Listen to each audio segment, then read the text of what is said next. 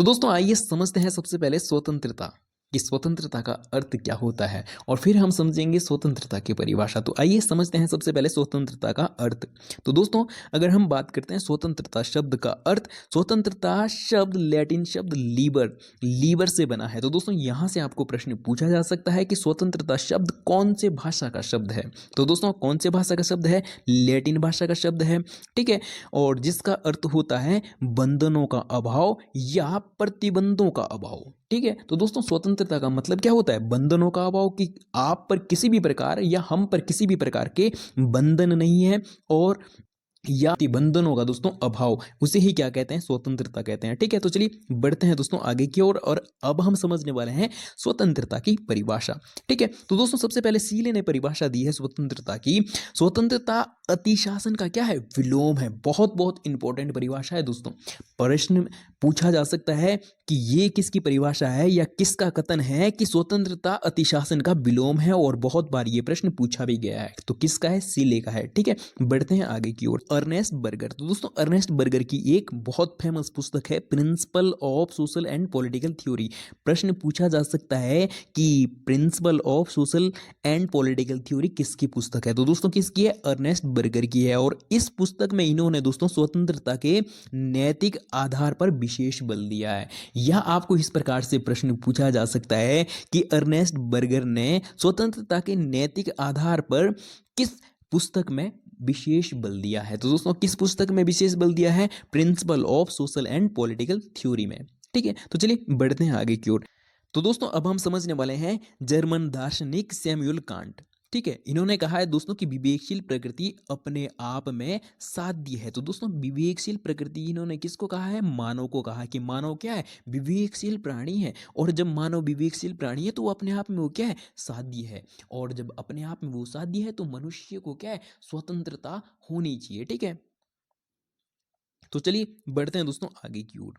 तो दोस्तों अब हम स्वतंत्रता पर विभिन्न विचारकों के मतों को जानने और समझने, तो आइए समझते हैं दोस्तों सबसे पहले जॉन लॉक के स्वतंत्रता पर विचार। जॉन लॉक, तो दोस्तों यहाँ पर लॉक होना चाहिए था। जॉन लॉक स्वतंत्रता के सबसे प्रबल समर्थकों में एक थे। उन्हें उदारवाद के जनक भी कहा जाता है। तो दोस्तों यहाँ से प्रश्न पूछा जा सकता है कि उदारवाद के जनक किसे कहा जाता है? तो दोस्तों जॉन लॉक को कहा जाता है। तो चलिए बढ़ते हैं आगे की ओर। जॉन लॉक यो मानते हैं कि मनुष्य का जन्म पूर्ण स्वतंत्रता की स्थिति में होता है। तो दोस्तों यहाँ से प्रश्न पूछा जा सकता है कि ये किसका मत या किसका विचार है कि मनुष्य का जन्म पूर्ण स्वतंत्रता की स्थिति में होता है? तो दोस्तों किसका है? जॉन लॉक का, ठीक है। बढ़ते हैं आगे की ओर।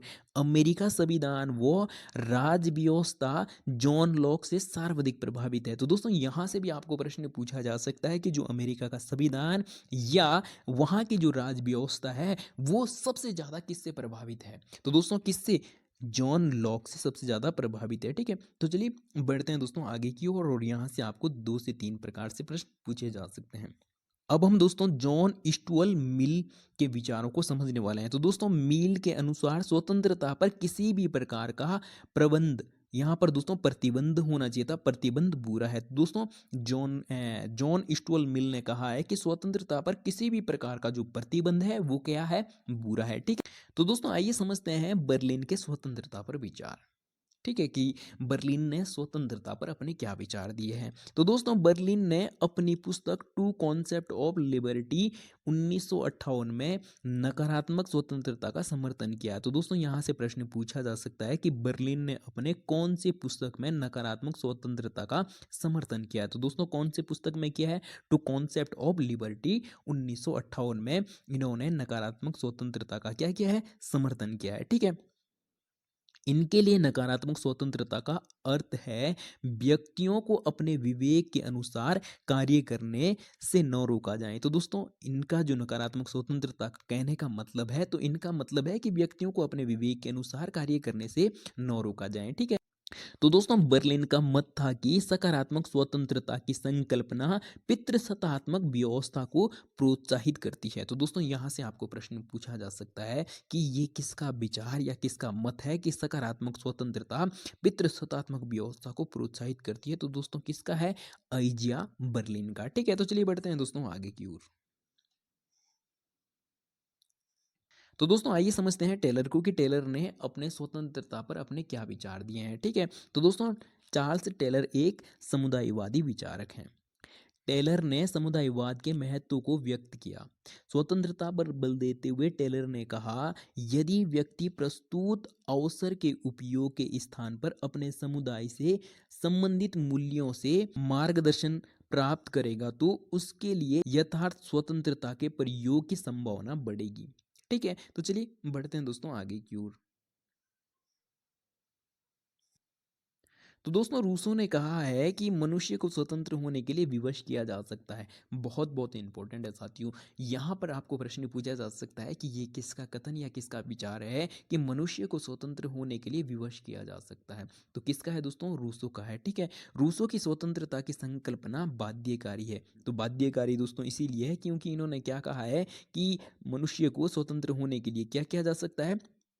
विवश किया जा सकता है। ठीक, जॉन लॉक ने माना है कि विधि के अभाव में स्वतंत्रता नहीं हो सकती। ठीक है, तो चलिए बढ़ते हैं आगे की ओर। तो दोस्तों अब हम स्वतंत्रता के आयामों को समझने वाले हैं कि स्वतंत्रता के कितने आयाम होते हैं। तो दोस्तों स्वतंत्रता के आयामों को समझने से पहले अगर आप हमारे सारथी कोचिंग सेंटर में पहली बार हो तो चैनल को सब्सक्राइब, वीडियो को लाइक और साथ में दोस्तों एक कमेंट करना ना भूलें कि आपको हमारी वीडियो कैसी लगती है। और साथ में दोस्तों अगर आपको इस क्लास की पीडीएफ चाहिए होगी तो उसके लिए आप हमारे टेलीग्राम चैनल को ज्वाइन करें और वहाँ पर आपको इस क्लास की पीडीएफ मिल जाएगी।